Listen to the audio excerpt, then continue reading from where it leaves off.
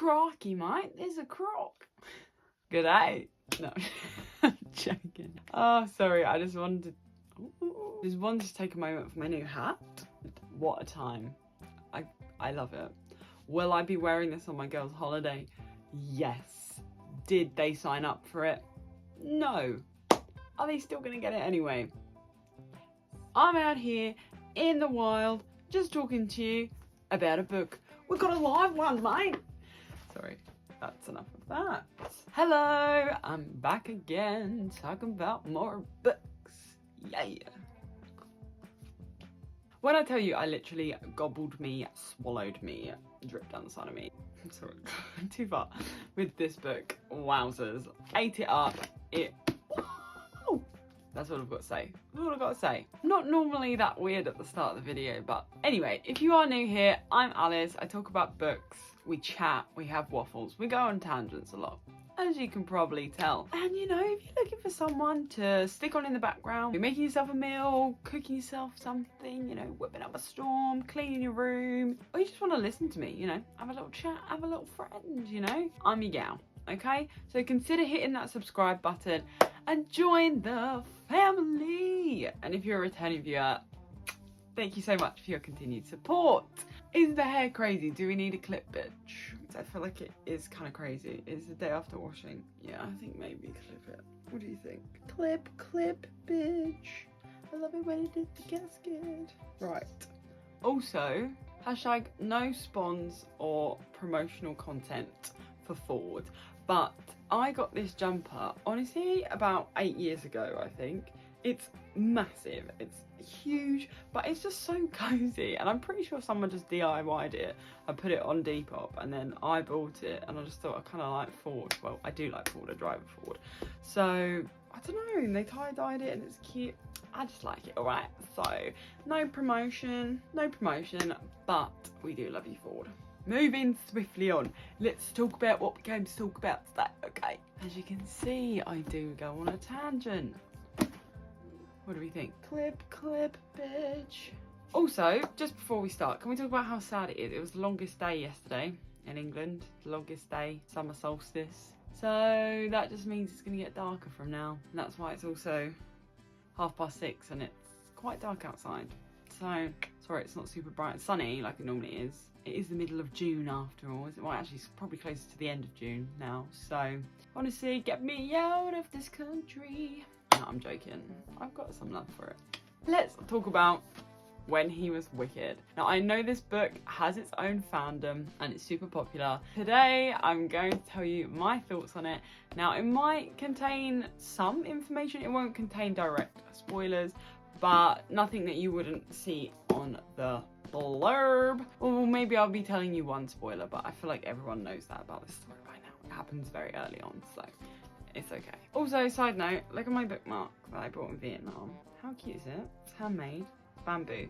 Now I know you're supposed to take it out of the thing, but I've just kept it in here. I don't want it to get damaged. Do you know what I mean? See what I'm saying? Sorry, side note. Let's go. Laptop here. I'll tell you a story about the dents on my laptop one day, but today's not that day. You'll have to come back for that. Also, have we watched all my other Bridgerton videos recently? Told you my thoughts on season 3, Netflix. We had a vlog for the watch party. Also, Eloise's book, I just read. That video's up, so go check those out. And yeah, let me know. Are you a Bridgerton fan? Have you ever read it? Have you never read it? Let me know in the comments below. Right, let's get on with it. This book was my highest rated Bridgerton book so far.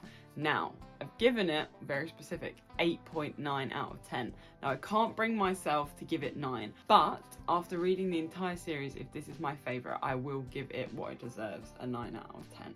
Okay, I will. But it's the highest rated one I've read so far.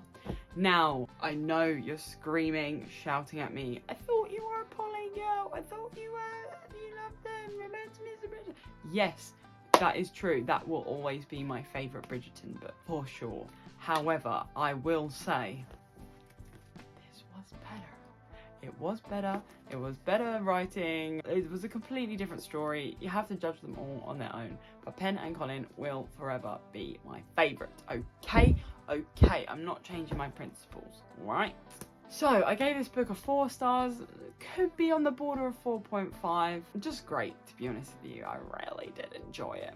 Talking spice, this book was by far the spiciest. Super, super spicy. Normally in a Bridgerton book you get like a cheeky scene and then they get married and then they do the full Monty and then maybe you get like a little bonus thing here and there, right? Nope, this was constant. This was happening quite a lot for a Bridgerton book. So I was here for it, you know? Who doesn't love a little bit of spice? I liked what she explored in this book. It was different to the other ones, as each character is, because each sibling is different. And I really enjoyed it, alright? So if you're looking for something with a little bit of spice, then you can. I mean, all of the books kind of follow this timeline, so you might get a couple of spoilers for other books that you haven't read. Like, you'll know someone's married to someone, but you know they're all gonna get married in each book anyway, so I feel like it's not really a big spoiler. I don't know if this is sacrilegious, okay, so don't hate me, but I believe that you can read the Bridgerton books in any order that you want, because when you start reading a Bridgerton book, you know who your main character is because they're a Bridgerton sibling, and you know who their love interest is, and you know they're gonna end up together. You just go on the journey, right? So it doesn't really matter if you do it in different orders because you know they're going to end up together anyway, and they never spoil how they get together. So, you know, if you want to give it a go and you like spice and you're not sure about the other ones, go straight to this one. Why not, eh? Why not?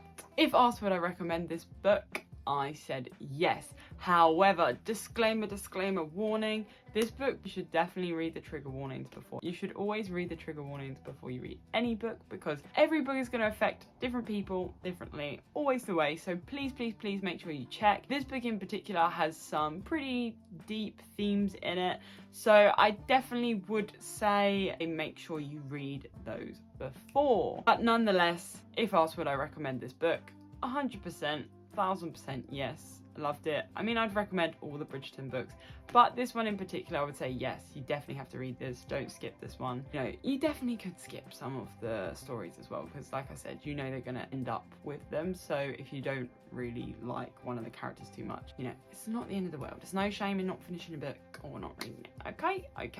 Let's get on to the review, because I am waffling. I really enjoyed this book. I think it has to be the best Bridgerton book so far. Definitely in terms of spice, but also in terms of the story, which I did just tell you before. Now, we know POLIN will always be my favourite. Pen and Colin, FTW, for the win, always. But I would say Michael and Francesca would be a close second. I would say that.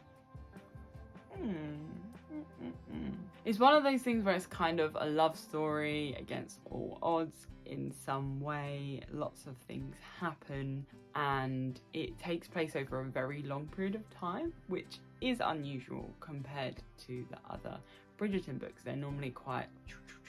Now, Pen and Colin's book is also like this because they've been friends for years and years and years, and something happens in one of the previous books which is then repeated in that book, so that's why you can read it, and then that's in the future. So probably these two stories are the longest ones I've read, the ones that span over a period of time, but I like it because it adds to the plot. It's gritty, it's meaty, do you know what I mean? It gives me so much more. I definitely really enjoyed that about this book. I think the reason I couldn't give it a 9 is I am kind of just tougher on romances anyway, but I do genuinely think it could be a 9 in the future. I'm basically treating it as such. I need to read the other books first, see how it all comes together. Do you know what I mean? So we've only got 3 Bridgerton books left. Isn't that crazy? That's actually mad. I can't believe it. And then once I finish, I can start again, reread. Let's go. Not me acting like I don't have 61 unread books on my shelf. Oh, maybe 60 now. Reasons why I didn't give it a higher score. For a start, I feel like there could have been an opportunity for a few more angsty moments. Now, there's definitely angsty moments throughout this book, but I feel like there just could have been a little something more. I feel like we could have got to the crux a bit better, maybe. A bit more of like a explosion kind of thing. I don't know. I just feel like it could have added to the story. I will say everything happened quite quickly in the last few chapters. I feel like it was kind of a lot of build up and then it was very speedy, which genuinely does happen in Bridgerton books as well. But I don't mind this kind of style. You know, if it's not something you particularly like, if you like a lot to happen fast, and then maybe it wouldn't be your kind of book. I'm interested to see how they're going to kind of make this come to life in Bridgerton. Obviously, as you know, or you've probably heard, they have decided to make the character a female, Micheal instead of Michael Sterner. I mean, we're living in 24 people. 24. We're living in 2024, people. We've got to represent everyone, every community, and you know, I think Bridgerton is such a big platform that it's a really great thing to see that they are including everything. And I think that, you know, it's a very, very smart decision to take this show and use it and do something good with it, because at the end of the day, it comes from little smutty Regency books and now it's a show. So I'm very interested to see how they're going to develop this in the show, but I also know they develop lots of stories alongside each other, so we might not even get that in the next season anyway. So yeah, we'll have to wait and see. Okay, I know it did upset a lot of Bridgerton people. Bridgerton on Netflix, as the readers, they give us something new, they give us something different, so it's almost like a completely separate entity. So I think if you look at it like that, you just look forward to the story that they're going to develop between Francesca and Micheal, then it's so exciting. So obviously you're allowed to feel how you feel about it, especially if it's one of your favorite books and you wanted to see it put onto a show. I completely understand, but I think at the end of the day, everyone's gonna have their own opinions. I think that it's a positive thing for the show. I mean, you're always gonna have this book, you can reread it as many times as you want. You know, use your imagination. Sorry, I hope I didn't get too political, because I want to keep it very chill, very light-hearted, because that is who I am as a person. But I did think it was important to say that I do appreciate a massive show like Bridgerton really sort of stepping up and making this show for the time that it's in. Let's see what happens. I'm super excited. Hopefully you won't have to wait too long for me to be reviewing the show for you. Nah, it's gonna be a while, isn't it? It's gonna be a while. Anyway, off topic, let's get back on track. The spice was definitely next level in this book, I feel like, because of what happens to Francesca at the start. It kind of makes Julia, okay, tiny weeny little spoiler, so just go la la la la la. So you know she becomes a widow. I feel like Julia Quinn was like, she's a widow, let's run with it, let's go, let's go. Hello, welcome back. Hopefully you missed that. La la la la. I loved the little letters at the start of the chapters. This was really cool. It, like, see the progress, because it helps you see the progress. It helps you see the characters' internal thoughts as well. And I also really enjoyed the epilogue. When you get there, you'll get there. And it was just a nice ending to the whole book. Good job. It took me a little bit longer to read it than I would have liked, just because I was busy. But when I was reading it, I was invested. I was reading huge chunks at a time. And woo, did I just eat it up. Devoured Eloise's book, gobbled and swallowed. I just can't do without, seriously. So hopefully we'll be back soon with the next Bridgerton book review. And I feel like I should probably make some videos on some other things, huh? I just keep talking about Bridgerton, and I know you guys love it. And I also love it, so I will always continue to make Bridgerton content. But I feel like I should definitely do something else. Once I get through these Bridgerton books too, I'm going to be reading, and we got some more exciting videos coming, so stay tuned for that. Thank you so much for watching. I hope you enjoyed today's video. Don't forget to give this video a big thumbs up, smash that like button, and don't forget to subscribe. Have you subscribed? Thank you, thank you. And as always, until the next one, I'll see you then. Bye!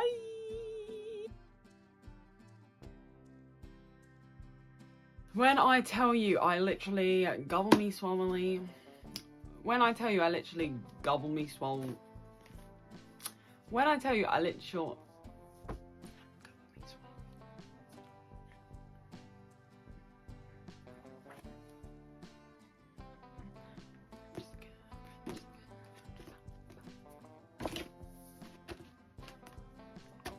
That was pretty impressive. Bye!